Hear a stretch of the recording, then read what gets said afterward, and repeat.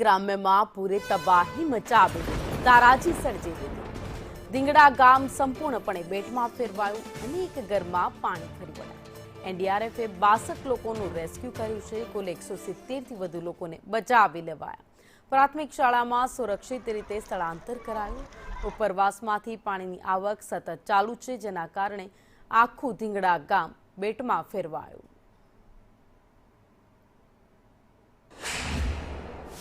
सहकारથી એસડીઆરએફની ટીમને બોલાવેલ છે અને આજે પણ અમે 62 જણના વ્યક્તિઓનું રેસ્ક્યુ કરેલ છે અને તેઓને સેફ જગ્યાએ સ્થળાંતર કરેલ છે।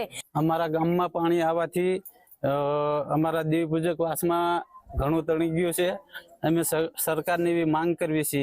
અમે નાના માણસો છીએ, નથી અમારા કને ખાવા કઈ તો ઘઉં કે બધું તણી ગયું છે, તો સરકાર અમારું થોડું વિચારે કે રેસ્ક્યુ કરી અને જે લોકો અસરગ્રસ્ત હોય અને તાત્કાલિક ધોરણે સારા સ્થળે ખસેડવા।